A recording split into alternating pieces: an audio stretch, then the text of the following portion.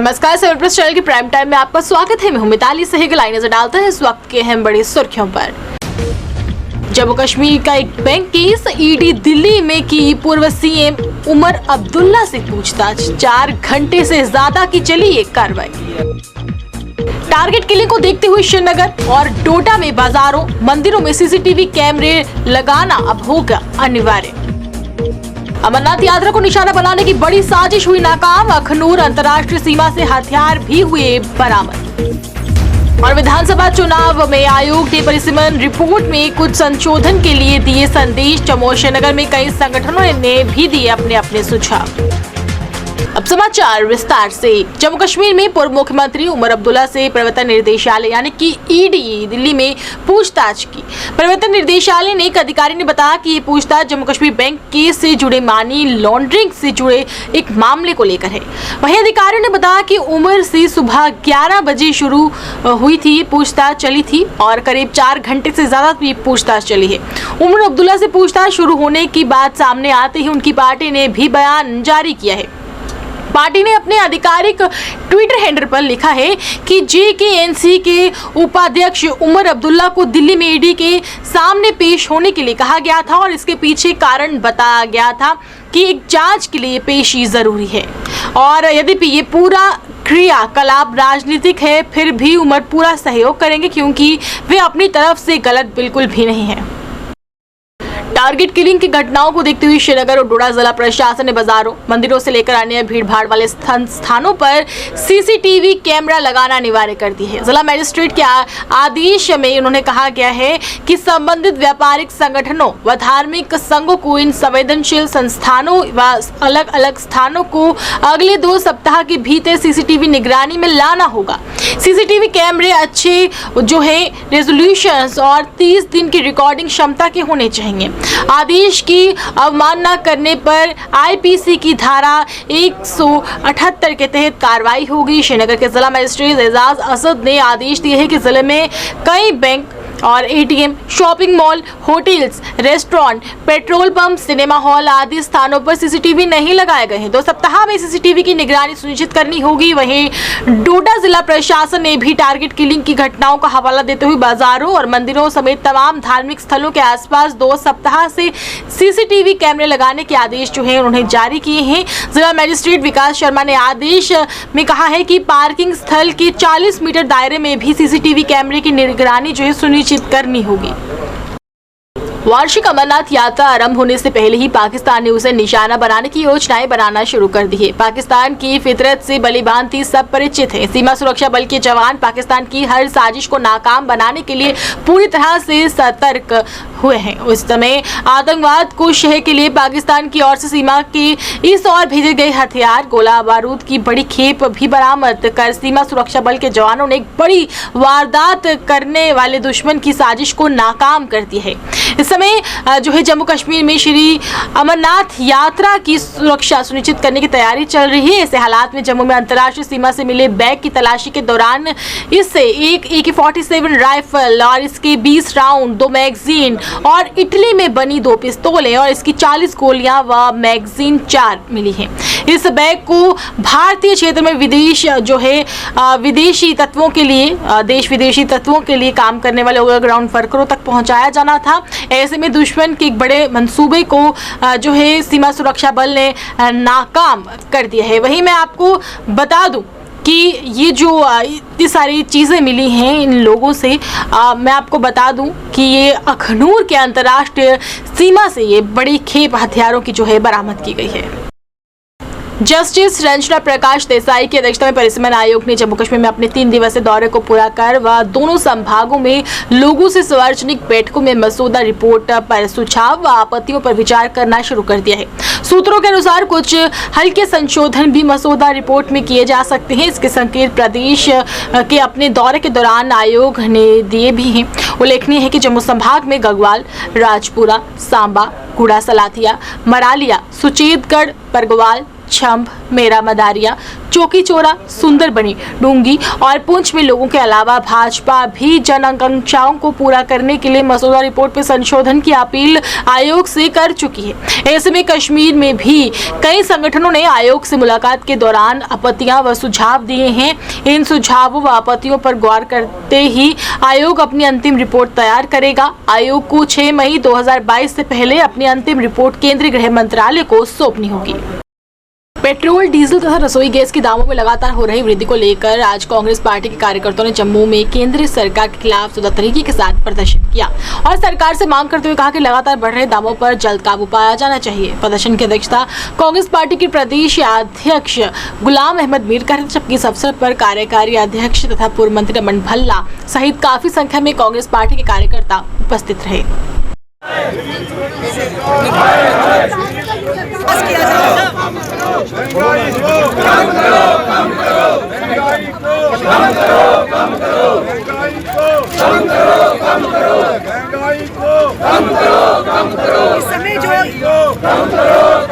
Record है हमारे पास। South Asian countries में सबसे हाईएस्ट है, ये है उन्हीं का फिगर, ये पार्लियामेंट का फिगर है। ये इस वक्त 114 रुपये 115 रुपये बम्बई में है। अगर वो पूरे साउथ एशिया में कहीं दिखा दें, हम अपना प्रोटेस्ट विड्रॉ करेंगे।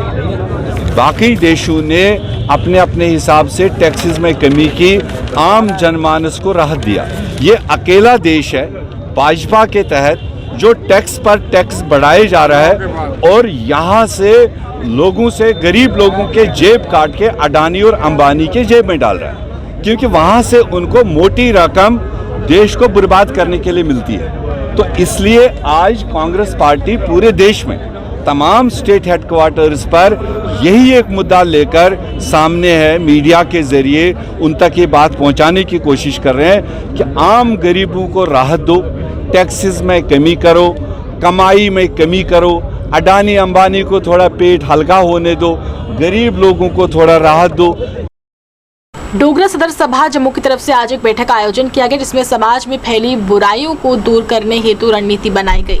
इस मौके पर बैठक को संबोधित करते हुए डोगरा सदर सभा के प्रधान गुलजैन सिंह चाड़क ने प्रदेश जम्मू कश्मीर में नशे के बढ़ते कारोबार को लेकर चिंता व्यक्त की और कहा कि अगर इसी तरह से इस बुराई को बढ़ावा मिलता रहा तो हमारी युवा पीढ़ी बर्बाद होकर रह जाएगी। उन्होंने बताया कि आज यही संगठन के साथ बैठक की गई है और इस बुराई से निपटने की रणनीति पर चर्चा की गई है।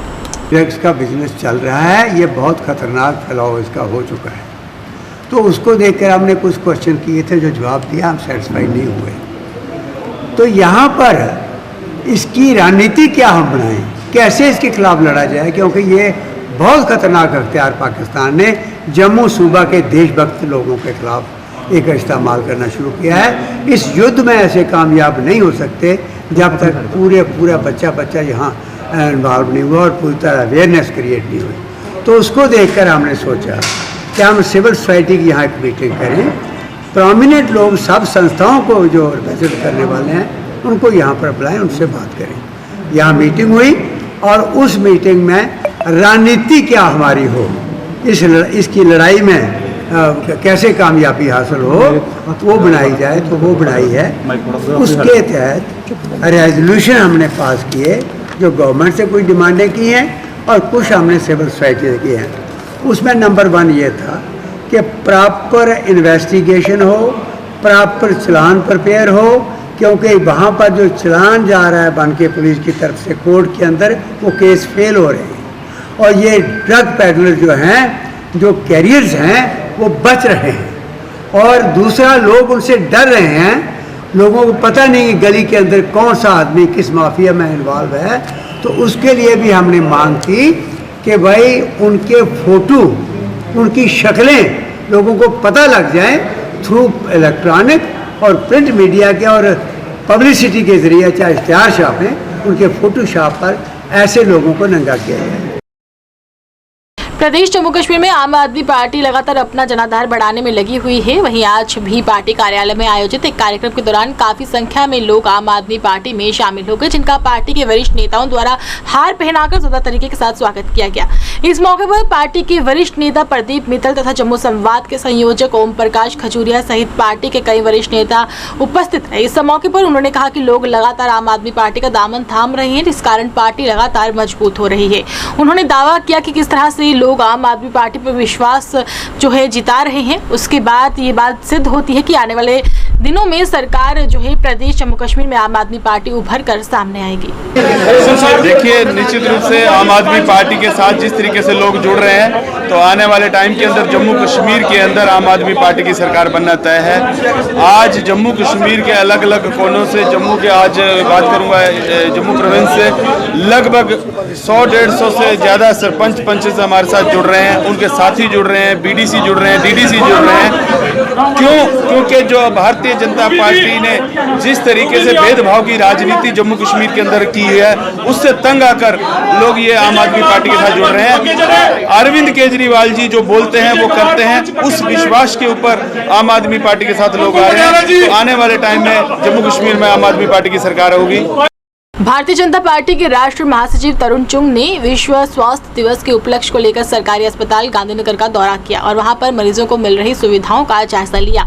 इस अवसर पर उनके साथ जम्मू कश्मीर के पूर्व उप मुख्यमंत्री कविंद्र गुप्ता सहित पार्टी के कई वरिष्ठ नेता भी मौजूद रहे। इस अवसर पर भाजपा के राष्ट्रीय महासचिव तरुण चुंग ने कहा कि पार्टी की तरफ से 6 अप्रैल को पार्टी का स्थापना दिवस मनाया गया और उसी सिलसिले में पार्टी लगातार 15 दिनों तक कार्यक्रम का आयोजन कर लोगों के बीच पहुंचा जा रहा है और लोगों से मुलाकात की जा रही है और सरकारी सुविधाओं के बारे में जानकारी प्राप्त की जा रही है। उन्होंने कहा कि प्रधानमंत्री नरेंद्र मोदी की अध्यक्षता में देशभक्त लगातार आगे बढ़ रहा है। उसके बाद अगले 15 दिन तक भारतीय जनता पार्टी पूरे देश के अंदर 6 अप्रैल भाजपा स्थापना दिवस से लेकर 20 अप्रैल तक 15 दिन का पखवाड़ा मना रही है, जिसके अंदर प्रधानमंत्री श्री नरेंद्र मोदी जी द्वारा जो जनहित की दर्जनों स्कीमें चलाई जा रही। मोदी जी ने सेवा का पैमाना बदल दिया। अब एनजीओ नहीं, एक दुनिया की सबसे बड़ी राजनीतिक पार्टी भारतीय जनता पार्टी सेवा के काम में जुड़ी और आज 7 अप्रैल पूरे देश के अंदर हम हॉस्पिटल्स में जा रहे हैं, जन औषधि केंद्र में जा रहे हैं, हेल्थ डे मना रहे हैं, मरीजों से मिल रहे हैं, जिन मरीजों को कोई सहायता चाहिए उनको सहायता दे रहे हैं, कैंप्स लगा रहे हैं। और आज जम्मू कश्मीर में लगातार हर जगह पर ये कार्यक्रम किया जा रहा है और मैं बड़ा प्रसन्न हुआ कि यहाँ पर जम्मू कश्मीर में मोदी जी की ओर से जो स्कीम चलाई गई है, जिसके तहत सारे की सारी आबादी को आयुष्मान भारत में लिया गया। अभी मैं देख के आया हूँ कि इतना अच्छा डॉक्टर्स ने यहाँ प्रबंध किया है। भारतीय जनता पार्टी की नीतियों से प्रभावित होकर आज सुभद्रा फाउंडेशन की चेयरपर्सन रितिका त्रिहन तथा कुछ अन्य लोग भारतीय जनता पार्टी में शामिल हो गए, जिनका पार्टी के प्रदेश अध्यक्ष तथा मौजूदा अन्य नेताओं ने हार पहनाकर जोरदार तरीके के साथ स्वागत किया। वहीं इस मौके पर भाजपा के प्रदेश अध्यक्ष रविंद्र रैना ने कहा कि आम लोगों से लेकर प्रमुख लोग भी लगातार बीजेपी में शामिल हो रहे हैं, जिससे पार्टी लगातार मजबूत हो रही है। इस मौके पर महाराष्ट्र के पूर्व मंत्री विनोद तावड़े सहित अन्य लोग भी विशेषकर उपस्थित थे। मान्यवर, आज मुझे अवसर मिला है कि मैं आपके सामने अपने विचार रख सकूं। मैं काफी समय से सुभद्रा फाउंडेशन से नारी कल्याण संस्थाओं के साथ मिलकर अपनी बहनों की समस्याओं को समझने और सुलझाने की कोशिश कर रही हूं और इतने समय में उनकी कठिनाइयों और समस्याओं को हल कर रही हूं और उनके लिए कुछ करना भी चाहती हूं। अकेले इस काम को कर पाना कठिन था, इसलिए मैं भारतीय जनता पार्टी के माध्यम से इन कार्यों को पूर्ण करूंगी। माननीय श्री नरेंद्र मोदी जी महिलाओं के उत्थान के लिए अनेक योजनाएं बनाकर कार्य कर रहे हैं। मैं भी उनकी नेकी और योजनाओं का प्रचार प्रसार करूंगी। मैंने अपने विचार श्रीमान रविंद्र रैना जी के सामने रखे थे, तो उन्होंने मुझे प्रोत्साहित किया कि क्यों नहीं बीजेपी संगठन से जुड़ जाऊं। ये तो मेरा सपना था कि आप सबसे अनेक बातें सीखकर कार्य करूं। मैं बड़ी प्रसन्न हूं मेरे इस जीवन में के महत्वपूर्ण समय में श्रीमान अशोक कौल जी, जम्मू नगर निगम हेल्थ एंड सैनिटेशन के चेयरमैन राजकुमार तरखान तथा health officer doctor Sanjogita Sudan की तरफ से संयुक्त रूप के साथ आज एक पत्रकार वार्ता का आयोजन कर जम्मू नगर निगम की टीम द्वारा शहर के तालाब तिलो क्षेत्र से नगर निगम की टीम द्वारा पकड़े गए पॉलीथीन तथा अन्य प्लास्टिक के सामान के बारे में जानकारी दी गई। पत्रकारों से बातचीत करते हुए उन्होंने बताया कि सूचना मिली थी कि शहर के तालाब तिलो क्षेत्र में प्रतिबंधित के बावजूद पॉलीथीन तथा प्लास्टिक से बने प्लेट्स तथा अन्य सामान खुलेआम बिक रहे हैं, जिस पर कार्रवाई करते हुए नगर निगम की टीम ने 50 किलो पॉलीथीन तथा अन्य प्रतिबंधित सामान को जब्त कर लिया। उन्होंने कहा कि प्लास्टिक हमारे स्वास्थ्य के लिए हानिकारक है, ऐसे में इसका उपयोग करने से हमें बचना चाहिए। उन्होंने गैर कानूनी तरीके के साथ जो है कहा कि नगर निगम की हेल्थ टीम द्वारा आने वाले दिनों में जो लोग गैर कानूनी तरीके से सब सामान बेच रहे हैं उन पर कड़ी कार्रवाई की जाएगी। ये जो हमने प्रेस कॉन्फ्रेंस रखी है ये इस विषय में रखी है क्योंकि हमारे स्टाफ ने तालाब तिलो एरिया से 150 किलो पॉलीथीन बैग जो है वो सीज किया है। उसके साथ 50 किलो जो है प्लेट्स, ग्लास और मटेरियल जो इसके साथ उन्होंने सीज किया है। मैं चाहूँगा कि जिस तरीके के साथ, जिस मुस्तैदी के साथ हमारा स्टाफ काम कर रहा है उनको सरकार की तरफ से पूरी सिक्योरिटी और पूरी एप्रिसिएशन मिलनी चाहिए। पिछले दिनों में इन्होंने काफ़ी सारा सामान सीज किया था। इसी सिलसिले में मैं मेयर साहब को, अपनी कमिश्नर मैडम को ये अपील करूंगा कि हमारे स्टाफ की सिक्योरिटी के लिए कम से कम इंतज़ाम करें ताकि आने वाले दिनों में ये जो धंधा लोगों ने खोला हुआ है इससे इन्हें सेव करें, क्योंकि ये लोग पूरी रात नाके लगाकर पूरी मेहनत करके ये काम कर रहे हैं। मैं इनको अप्रिशिएट करता हूं और सरकार को भी अपील करता हूं कि आने वाले दिनों में जैसे हमने बोला इनकी सिक्योरिटी का जो है वो पूरा प्रॉपर इंतजाम करें। इसी के साथ मैं ज़्यादा कुछ ना कहता हुआ लोगों से यही अपील करूंगा कि जिस तरीके के साथ लखनपुर से क्रॉस होकर जहां पर माल बिक रहा है, किसी को भी कोई सूचना मिले हमारे हेल्थ अफसर मैडम संजोगिता जी को इन्फॉर्म करें। सारा सीज़ किया है तालाब तिलो से, जो कि जिसमें 50 किलो हमारे पास वो गिलास, चम्मच, कटोरियां हैं प्लास्टिक की जो बहुत ही नुकसानदेह हैं, और 150 किलो जो हमारे पास लिफाफा है ये पॉलीथीन बैग है। तो ये पॉलीथीन का आप नुकसान देख लीजिए कि ये इसके अंदर जो हम सामान डाल के रखते हैं, एक तो ये हमारी जो गंदगी फैलाता है, जो पॉलीथीन है ये 200 साल तक भी अगर पड़ा रहता है मिट्टी के बीच तो ये डिज़ोल्व नहीं होता, जो कि एक बहुत बड़ी वजह है पॉल्यूशन की। आज के युग में सबसे बड़ी प्रॉब्लम जो है पोल्यूशन की वो प्लास्टिक है। अभी आप देखिए कैंसर हॉस्पिटल बन रहे हैं, ये दिस इज़ ऑल पोल्यूशन जो हमें नुकसान दे रहा है। तो इसी सिलसिले में हमने अपनी एक मुहिम तेज़ की है कि हम जितना से जितना ज़्यादा हो सकता है इसको, जो बैन प्लास्टिक है इसको हम अपने शहर में ना आने दें। और उसके लिए हम लोग और हमारा पूरा स्टाफ, हमारे सैनिटेशन ऑफिसर, हमारे assistant sanitation officer Arun ji हैं, इनके साथ हमारे बाकी स्टाफ जो 10-12 लोग।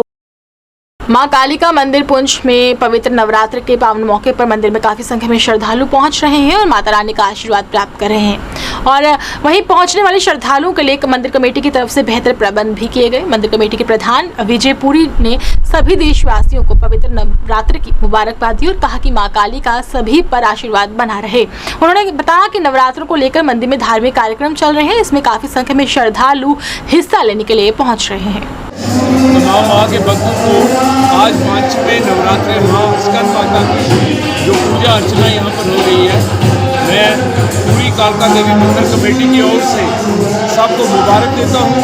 तो जैसा कि हम हर नवरात्रे के इस महाआरती के कार्यक्रम में ये प्रार्थना करते हैं कि माँ ये जो पूरी दुनिया में अशांति फैली हुई है इसको अपनी कृपा कर, इसको शांति प्रदान कर और विश्व में शांति बनी रहे, इसी कामना को लेकर इस नवरात्रों के पर्व में हम ये मना रहे हैं माँ कालका के इस मंदिर में। जैसा कि मैंने पहले भी एक बार प्रार्थना की थी और अरदास भी की थी कि हमारा एक पावर हाउस का एक बच्चा जो है वो पिछले कुछ दिनों से लापता है। मैंने पहले ही दिन तमाम माँ की संगत के सामने उसकी अरदास की थी कि माँ अगर आप उस खानदान को उनको खुशियाँ देना चाहते हैं। जिला पुंछ के सनातन धर्म सभा परिसर में जारी श्री राम कथा को सुनने के लिए भारी संख्या में श्रद्धालु पहुंचकर पुण्य के भागी बन रहे हैं। इस कथा में पंजाब की कुमारी प्रियंका बाबा द्वारा आए हुए श्रद्धालु को अपने प्रवचनों से निहाल किया जा रहा है। कुमारी प्रियंका बाबा ने बताया कि उनके लिए सौभाग्य की बात है कि उन्हें पवित्र नवरात्रों में इस तरह के धार्मिक कार्यक्रम में हिस्सा लेने का अवसर प्राप्त हुआ। उन्होंने कहा कि जो श्रद्धालु नवरात्र में माता रानी की पूजा अर्चना करते हैं उन पर माता की कृपा सदैव बनी रहती है। पंजाब से मैं प्रियंका बाबा पुंछ में कथा करने के लिए आई हूँ, श्री राम कथा सुनाने के लिए। ये मेरा भाग्य है कि मैं इस स्थान पर आई हूँ कथा सुनाने के लिए। मैं सभी पुंछ वासियों से प्रार्थना करती हूँ कि बहुत सुंदर कथा चक्रधारी मंदिर सनातन सभा की ओर से यहाँ चल रही है। सभी से प्रार्थना करूँगी कि राम कथा को श्रवण जरूर करें। राम सरल है, सरल बनना बड़ा कठिन है, इसलिए कहते हैं जीवन के कभी भी कामकाज कभी ख़त्म नहीं होते, लेकिन भगवान के लिए जो समय निकालता है फिर भगवान उसके लिए समय निकालते हैं। उनको नवरात्रि एवं रामनवमी जी की शुभकामनाएं देता हूँ। जो पर्व रामनवमी जी का कुछ ही दिनों के बाद यहाँ पर मनाया जाएगा, तो श्री गीता भवन पुंछ में जो श्री राम कथा का आयोजन हो रहा है, मैं समस्त पुंछवासियों से अनुरोध करता हूँ कि वो उस कथा जी में भाग लें। गोस्वामी तुलसीदास जी लिखते हैं कि जिन हरि कथा सुनी नहीं पाना, श्रवण नरेंद्र आही भवन समान।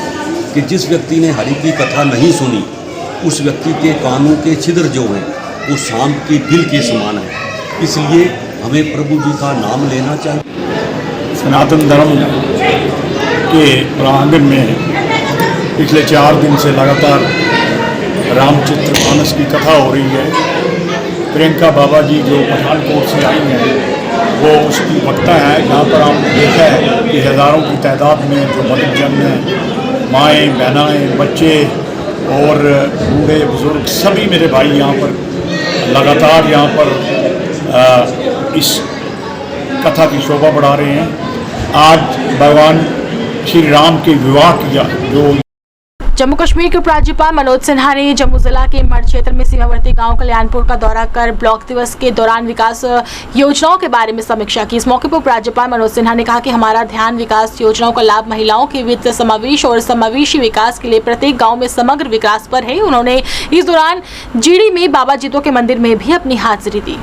भारतीय जनता पार्टी के प्रदेश उपाध्यक्ष तथा पूर्व मंत्री चौधरी श्यामलाल ने सुचेतगढ़ ब्लॉक की पंचायत चोड़ा फॉर्म की गांव रहमानगढ़ का दौरा कर लोगों की समस्याओं को सुना तथा उन्हें जल्द हल करवाने का विश्वास दिलवाया। इससे पहले गांव में पहुंचने पर पूर्व मंत्री चौधरी श्यामलाल का गांव वासियों द्वारा जोरदार तरीके के साथ हार पहनाकर स्वागत किया गया।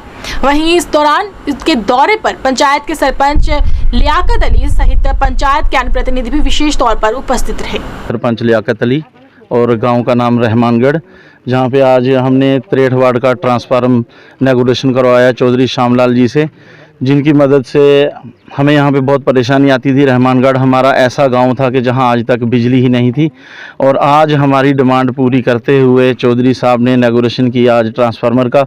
और इन लोगों को जैसे रमज़ान का महीना है, हमें फ्रिज में पानी भी ठंडा चाहिए, पंखे भी चाहिए, हवा भी चाहिए। हमारी परेशानी को देखते हुए, हमारी डिमांड पूरी करते हुए हम चौधरी साहब का शुक्रिया अदा करते हैं कि जिन्होंने हमारा इस परेशानी में साथ दिया। और हम के एरिया और खारमानगढ़ इस एरिया में आए हैं बॉर्डर में। ऐसे तो हम रोज़ अपने एरिया में आते हैं, लेकिन आज ग्राउंड में जाकर देखा कि क्या लोगों की क्या कोई परेशानी है।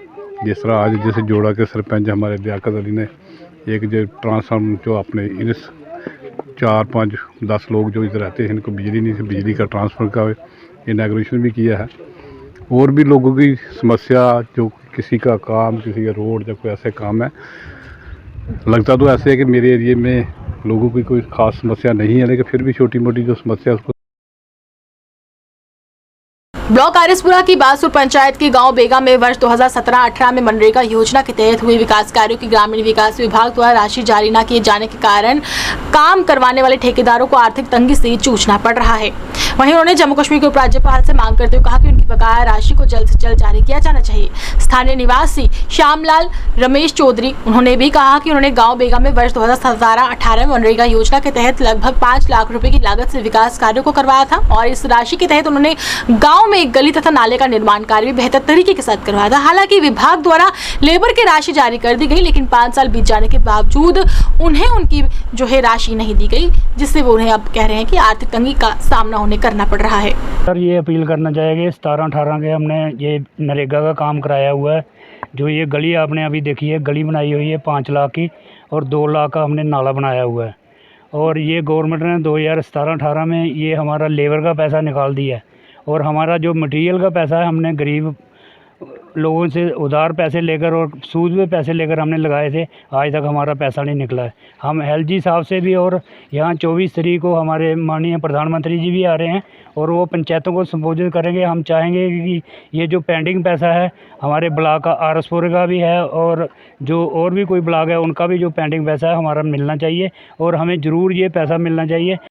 वन विभाग नौशहरा द्वारा महिलाओं को आत्मनिर्भर बनाने के मकसद से गांव नारिया के महिलाओं के लिए सिलाई केंद्र स्थापित किया गया। साथ ही महिलाओं को सिलाई मशीनों का वितरण किया, जिससे गांव की महिलाएं सिलाई का काम सीख सकती हैं और आत्मनिर्भर बनकर पैसे कमा सकती हैं। इस मौके पर वन संरक्षक पश्चिम वृत्त राजौरी विवेक वर्मा, वन विभाग अधिकारी नौशहरा नीलिमा शाह, गांव की सरपंच व अन्य महिलाएं मौजूद है। इस मौके पर बोलते हुए वन विभाग की अधिकारी नौशहरा नीलिमा शाह ने बताया कि वन विभाग नौशहरा द्वारा अनेक कार्यक्रम चलाए जा रहे हैं, जिनका मकसद महिलाओं को आत्मनिर्भर बनाना है। उसी मकसद से गांव नारिया की महिलाओं को सिलाई मशीन आज वितरित की गई है। आज हमारे यहाँ पे 1 महीने का कोर्स जो ऑर्गेनाइज़ किया जा रहा है फॉरेस्ट डिपार्टमेंट की तरफ से, तो इसमें हमने ज़्यादा से ज़्यादा महिलाओं को शामिल करने की पूरी कोशिश है। पहले तो हमारे पास 30 महिलाएं इस वक्त अवेलेबल हैं जो कि सीखने के लिए तैयार हैं और हमने और भी सबको कहा है कि जितनी भी आ सकती हैं जुड़ने के लिए तैयार हैं, तो हम उनको अपने साथ मिलाकर तो ट्रेनिंग आज से शुरुआत कर दे इसकी।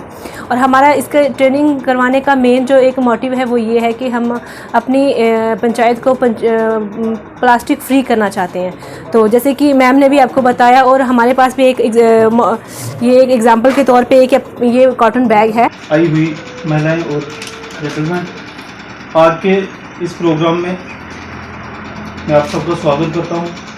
जैसे कि आपको पता है कि नौशहरा डिवीज़न में काफ़ी अरसे से जो फॉरेस्ट डिपार्टमेंट है ये काफ़ी सारे ट्रेनिंग प्रोग्राम्स ऑर्गेनाइज कर रहा है, ताकि लोग जो अपनी रोज़मर्रा की ज़िंदगी के जो काम करते हैं उसके साथ साथ लाइवलीहुड जनरेशन के लिए भी एफर्ट कर सकें। तो इसी क्रम में आज यहाँ पे जो है सिलाई का 1 महीने का कोर्स का आपको थोड़ा बताना चाहूँगी। एक ग्रीन इंडिया मिशन के तहत जो है स्कीम चल रही है फॉरेस्ट डिपार्टमेंट में। ये एक सेंटर की स्कीम है जिसके तहत जो है लाइवलीहुड जनरेशन के कुछ प्रोग्राम्स जो है तहत आज जो हमने एक सिलाई मशीन का कोर्स जो 1 महीने का जो है आयोजन कराया है यहाँ पे पंचायत नारिया में, और जिसको सरपंच नारिया जो हैं देख रही हैं, जिनके कोऑर्डिनेशन में हम लोग कर रहे हैं, जिसमें एक 10 मशीनें जो हैं हम लोग यहाँ पे दे रहे हैं और एक सिलाई सेंटर का जो है आयोजन किया जा रहा है। सिलाई सेंटर में इसमें आयोजन किया जाएगा, 1 माह का कोर्स रहेगा और यहाँ की जो स्थानीय महिलाएं हैं जो वो यहाँ पे आके जो है टेलरिंग का कोर्स सीखेंगी। जिला डोडा के कस्तीगढ़ गवर्नमेंट हाई सेकेंडरी स्कूल में आज ब्लॉक दिवस मनाया गया, जिसमें इस खास कार्यक्रम की अध्यक्षता एडीसी डोडा फुलेल सिंह की तरफ से की गई। प्रोग्राम में विभिन्न विभागों के अधिकारियों के अलावा तहसीलदार कस्तीगढ़ लेखराज, बीडीओ कस्तीगढ़ चंदन मनहास, वहीं एईईपीडीडी दौलत राम, डीडीसी काउंसिल कस्तीगढ़ संतोष देवी, बीडीसी चेयरमैन अब्दुल गनी व पंचों के अलावा लगभग 100 से ज़्यादा भी लोगों ने ब्लॉक दिवस में हिस्सा लिया। ब्लॉक दिवस के इस कार्यक्रम में लोगों को पेश आ रही परेशानी को सुना गया और एडीसी की तरफ से विश्वास दिलवाया गया कि इस जो है इनकी जायज़ मांगों को प्रशासन तक पहुंचाया जाएगा और इन्हें राहत प्रदान की जाएगी। हुए थे, सबसे पहले मैं इनको मुबारकबाद देना चाहता हूँ और फिर आपको भी कि आप मीडिया से हो और आप हमारी हर बात को आगे निकालना चाहते हो। आज का जो प्रोग्राम रहा बहुत अच्छा रहा और ऐसे प्रोग्राम मुझे उम्मीद है कि आगे के लिए होते जाएंगे और इनमें लोगों की कोई शिकायतें होती हैं, कंप्लेंटें होती हैं या कोई ऐसी भी बातें होती हैं कुछ मौके पे ही हाल हो सकती हैं, और वो हमारे सारे डिपार्टमेंट से ऑफिसर साहब यह कोशिश कर रहे हैं कि किसी भी शख्स की शिकायत जो हो तो वो आगे के लिए नहीं होनी चाहिए। और मैंने भी अपने थोड़े से भाषण में ये बताया कि हर डिपार्टमेंट के ऑफिसर को चाहिए कि आगे आने वाले ऐसे प्रोग्राम में किसी की शिकायत ना होनी चाहिए, और जो भी आज हुई है शिकायतें उनका अजाला करके यहाँ दूसरी मीटिंग में दूसरे इस ब्लॉक दिवस डे में जो है वो जवाबदेह होनी चाहिए, ताकि उनको पब्लिक खुश हो और पब्लिक का काम सबसे बहुत बड़ा अच्छा करने के लिए हर डिपार्टमेंट को आना चाहिए।